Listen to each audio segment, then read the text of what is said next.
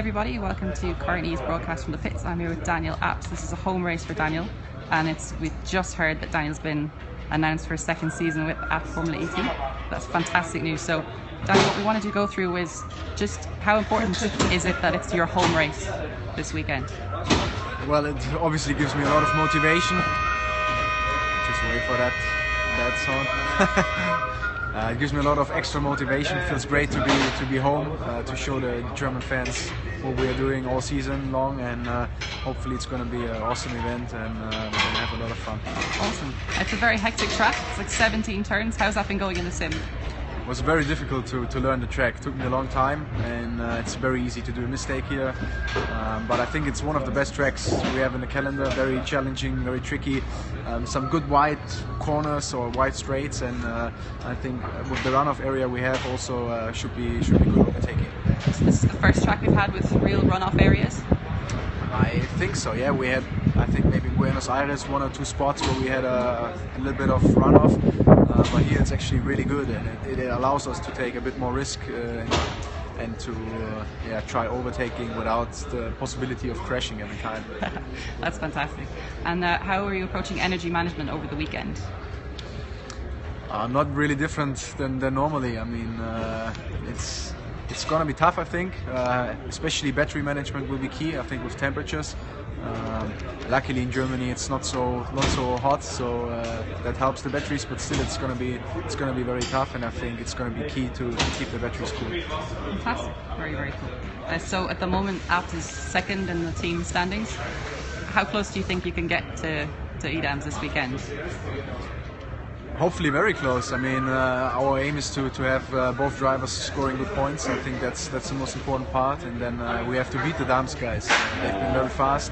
So did we, but especially me, I didn't finish enough races or didn't score enough points. So we really have to make sure we do, and try everything to catch the French guys and beat them at the end of the year. Yeah, absolutely. And your quali pace has been really great. So how have you been working to really get that race result this weekend? And will the home fans, will that really help you? Will that encourage you to get that result? I think so. I mean, like you said, qualifying was never really an issue. I think out of 7 races, I've been 5 times in the top 5, so speed is good. But obviously, we didn't always finish where we started, and this we have to improve. Last 2 races, Monaco was the crash, so race very short, and Long Beach was a more or less technical problem that gave me a drive-through. So I think it's very important that we have a clear day without any issues, and with the pace we have, we can finish on top. And of course, you had your first podium only a few races ago. Just can you say just how special that was for you and for the team? It was very special. I mean, after the first race, I already thought I have the podium, but then it got snatched away in the last second, and then it took a bit to get it again. But Miami was a fantastic race venue. I loved it so much, and then to be able to get on the podium there was just incredible. But yeah, it's 2 races or 3 races to go now, so it would be good to have this feeling again. Awesome. And just for new fans to Formula E, can you explain roughly the race format, the fact that there's 2 cars per race? Yeah, we're racing 2 cars, which is because of the battery. We have to make sure we can have 1 hour race, so we will come in the middle of the race, and then not change tires or refuel. We're going to change cars. This is a bit special, but actually feels very normal right now because we did it a lot of times. So maybe for the guys that are watching it the first time, it will be a bit special, but in the end it's just a normal pit stop, and then we go out and race again. Fantastic.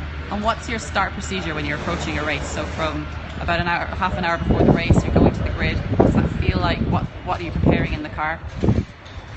I'm not sure if there's so much to prepare. I mean, we just go on the grid, and then it's just all about staying cool, relaxing. You know, I'm trying to be focused, not to speak to everyone. And but apart from that, I think there's not much you can really do. Just wait for the start, jump back in, and then you go and you go racing. Visor down. You're a race car driver. Whatever powers your car. Yeah, that's very cool. So you've just been confirmed for your second season with Abt. That's fantastic. Congratulations, everyone. Crazy news. Crazy coincidence.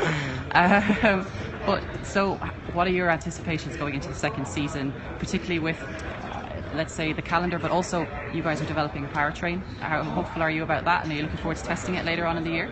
Yeah, we're actually gonna go test a new powertrain pretty soon, and hopefully we're gonna be the Mercedes team of Formula E next year. That has to be the goal. I mean, I think we are really in a good position. I think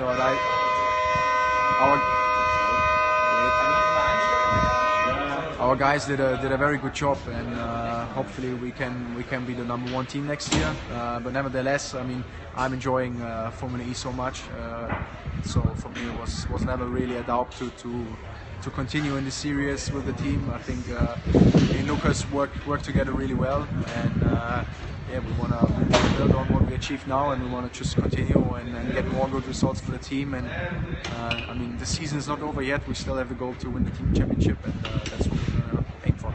And of course, Lucas is leading the driver championship. He's still got a small advantage over the drivers, and although they're chasing him down quite quickly, what role can you play in helping him, either in the pits and gathering data, or even in the race? I mean, I think it's always important to have a teammate that is competitive, so you can see his data and you can learn from that. I think in terms of quality speed, we've been so equal that it was always one corner where he was faster, one corner where I was faster. So we're sort of improving each other.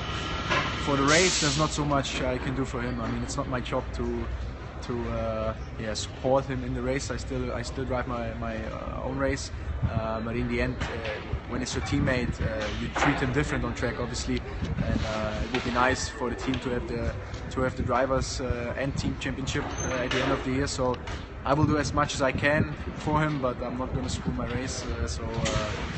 Yeah, I think it's okay like this, and we're going to try our best to get what we want. Absolutely, and a championship win for your team year one would be fantastic, and a great incentive for both of you going into season 2 to know that you have the team that can deliver a world championship. That would be absolutely fantastic.